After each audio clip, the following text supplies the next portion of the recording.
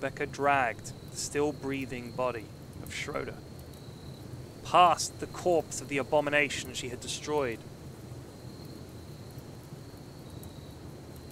past the line of defenses, and into her tiny colony.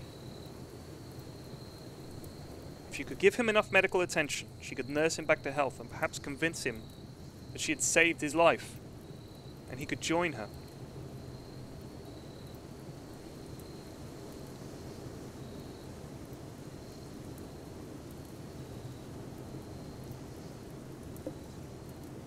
She placed him carefully in the medical bed.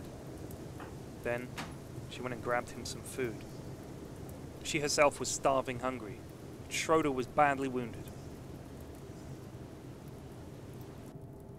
She knew there were others out there that needed saving, but she didn't focus on one. If she tried to help them all, she might save none.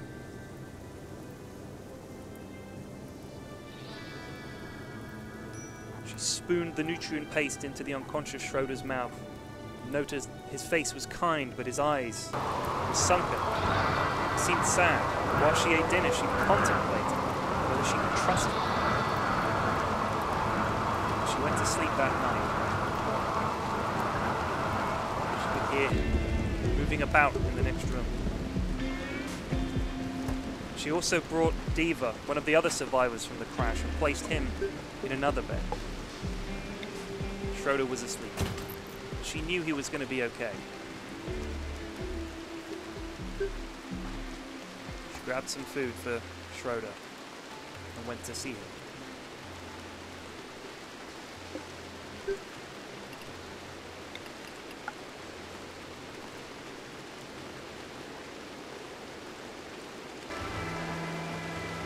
The next morning, some natives came and attacked. With her minigun at the ready, Rebecca stood back behind two of the surviving sentry guns. The natives threw themselves with mad abandon towards the guns, throwing their primitive spears and rocks. The guns wouldn't hold. They would all be killed.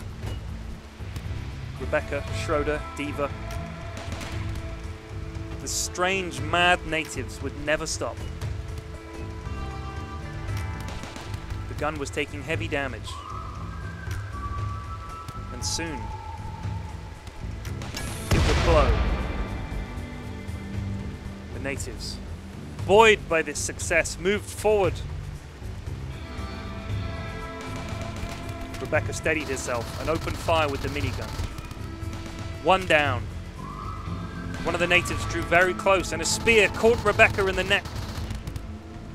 She was barely alive, blood pouring from the fresh wound. The guns drove the natives back. Rebecca fired on mercilessly. Rimworld had taught her. Mercy was a weakness. She dragged herself to her bed. Schroeder was up and about now and she could hear him talking to himself. Please don't let him escape, she thought as she blacked out. Please let him be friendly. The others were left out in the rain. A light flicked on and Schroeder thought, where am I? Have I been captured? Are they friendly? What if I've been captured by cannibals and they eat my face?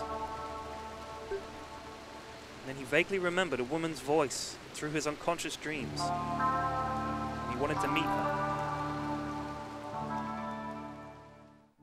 The next morning, Rebecca had moved Schroeder into the same room with the body of Diva. She went and prepared some breakfast. Her neck was throbbing. She was weak with blood loss, but she knew that unless she could convince Schroeder to join the colony, there would be no one to look after it if she was to die.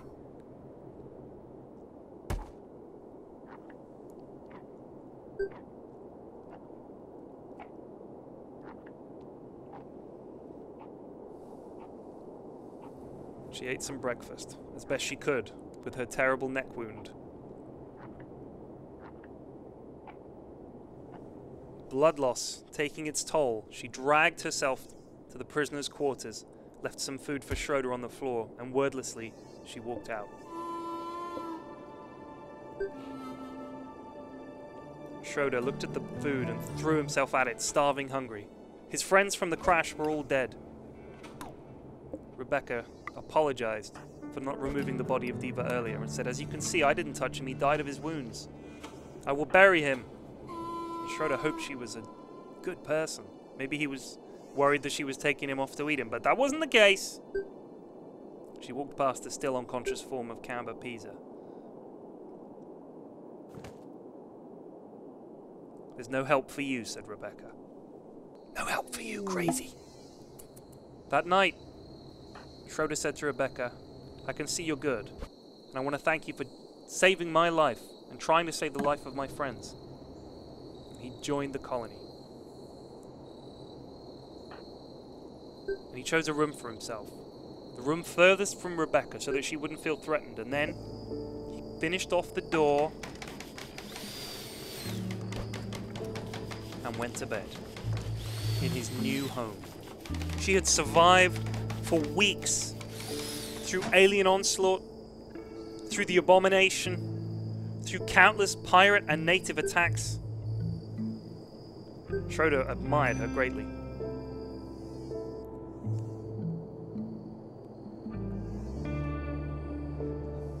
One thing he would find about Rebecca is that she scarcely gave any thought to her own well-being or to rest. And despite losing a lot of blood, she quickly set about repairing the defenses.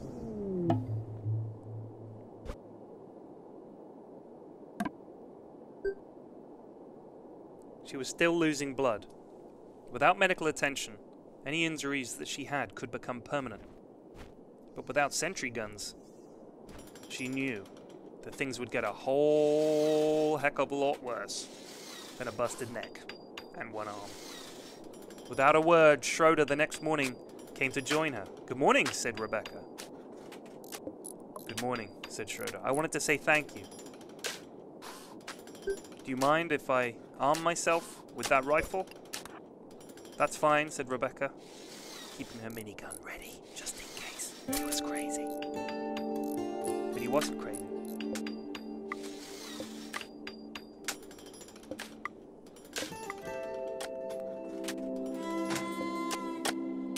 "What about him?" "Forget him," said Rebecca. "Trust me, the natives around here are insane." And Schroeder could see the corpses of the many attackers that Rebecca had fended off alone. And as they farmed the field, they chatted, and they got to know each other. "I should tell you something about myself," said Schroeder. "I'm psychically sensitive." "That's okay," said Rebecca. "We'll take care of it." And they brought in stacks and stacks and stacks of potatoes. And then Rebecca said, "You know what we should do? We should build a wall of stones that people will have to cross if they try and attack us. It'll slow them down, and the guns will get some more volleys in." Schroeder said, "That's a bloody good idea. But first, let's get these potatoes." Schroeder was quick, and he was a hard worker. Rebecca was glad of the help. Her one arm and her blood loss meant that she worked slowly. Schroeder understood that he would have to take over the brunt of the physical labor while Rebecca dedicated herself to researching a way to improve their defenses. And that she did.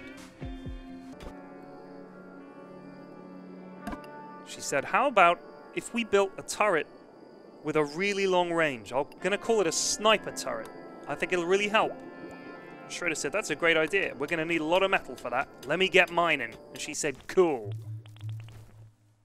And while she researched the sniper turret, Schroeder cooked food, brought in the harvest, and then she said, "We're going to need a shitload of metal. I've just calculated that." And he said, "That's fine." And they took to mining in the grim confines of the cave system behind the colony.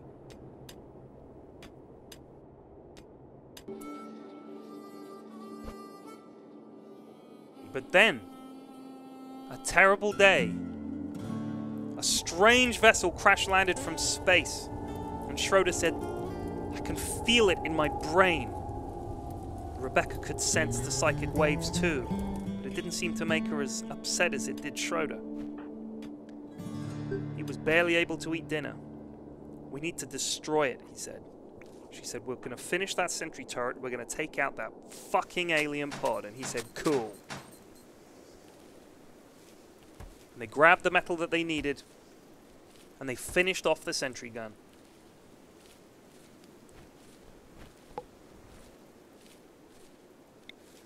And they cleared the trees in front of it so it would have a clean shot. The sentry gun was ready.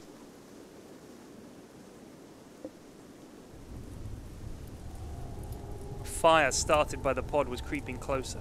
The next morning, the rain had put it out. A good omen, said Rebecca. I don't believe in omens, said Schroeder. You will, said Rebecca.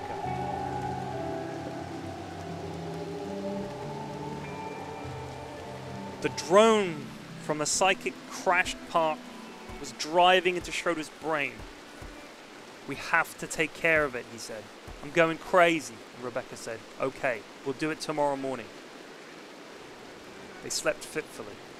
For the next morning they knew they were going to have to go up to the pod and see what the hell was in there. You stay back, said Schroeder. I'm going to shoot it and see what comes out, and then I'm going to run like fun. Be careful, said Rebecca. Careful is my middle name, said Schroeder. But that was a lie. Crap Shot was his middle name. His first target, a squirrel. His second, the ground. Third time's a charm, shouted Schroeder. And a giant centipede creature with an inferno cannon spilled forth from the crashed vessel. Its visual sensors pinwheeling in its head as it tried to locate a target. Jesus Christ, said Schroeder. What the hell is that thing? Rebecca knew. The centipede looked exactly like the one she'd killed some weeks before. What the hell do we do, said Schroeder. I've killed them before. And kill them again. We need to get it in range of the guns. But how, said Schroeder. The psychic drone had driven the local wildlife mad, and a wave of boom rats and squirrels threw themselves at the colony defenses. Kill them! Kill them all! Said Rebecca. And between them, they were able to fend off the onslaught of tiny rodent creatures. Their primitive brains charging fearlessly at the cavalcade of onslaught, gunfire or something. And the creature looked on. Rebecca thought she could see a smile on the robot face, but she knew that was crazy. We'll go to bed. It seems to be crawling into that cave, said Rebecca. Tomorrow we'll have to deal with it.